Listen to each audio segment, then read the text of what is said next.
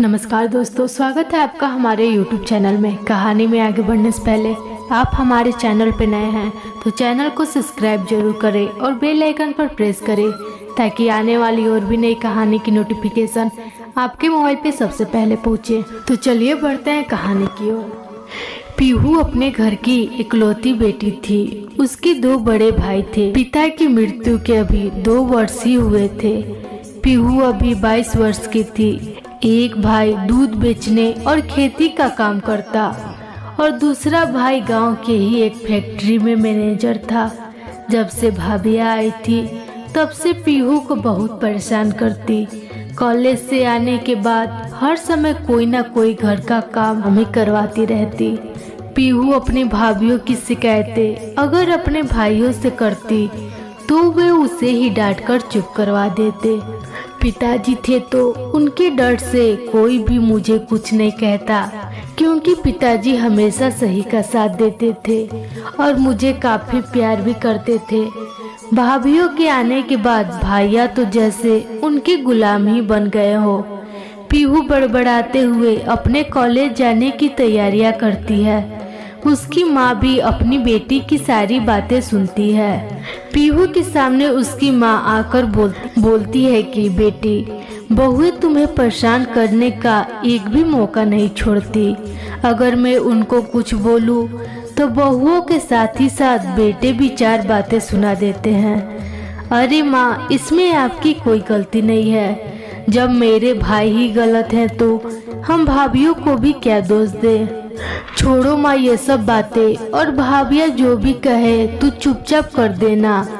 जब तक कॉलेज से मैं ना आऊँ तू उनसे कुछ मत कहना। इतना कहकर पीहू कॉलेज के लिए घर से चली जाती है। माँ को अपनी बेटी पर काफी तरस आता है।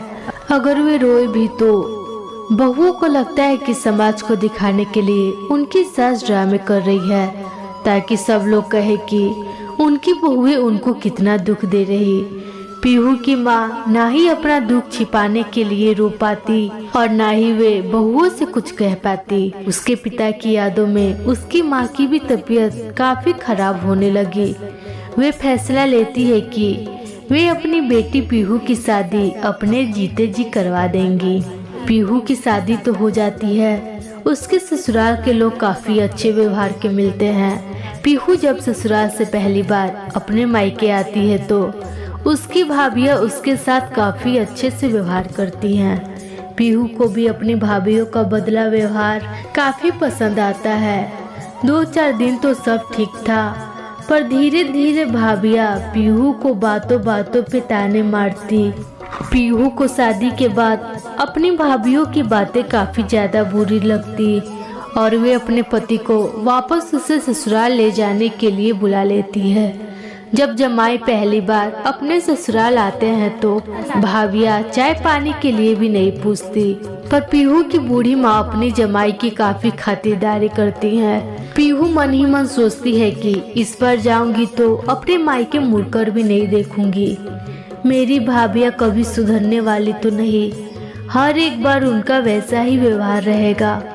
पर अपना मायका और बूढ़ी माँ की यादें पीछा ही नहीं छोड़ती। ना चाहकर भी पीहू बार बार अपनी माँ से मिलने चली ही जाती थी। मायके में उसके माँ पिताजी की यादों के अलावा उसकी बचपन की काफी यादें जुड़ी हुई थी। कुछ सालों बाद पीहू की माँ की भी मृत्यु हो जाती है। धीरे धीरे पीहू भी अपने मायके से मूव ऑन कर लेती है। अगर उसे अपने मायके की याद आए तो वे उनसे फोन पे बातें कर लेती। वे हमेशा यही कहती कि जहाँ इज्जत ना मिले वहाँ कभी नहीं जाना चाहिए, वरना अच्छे रिश्ते भी जहरीले हो जाते हैं। अगर आपको हमारी कहानी अच्छी लगी हो तो कमेंट करके अपना विचार जरूर दें, ताकि हम आपके लिए ऐसे ही रोज नई कहानियाँ लेकर आएं।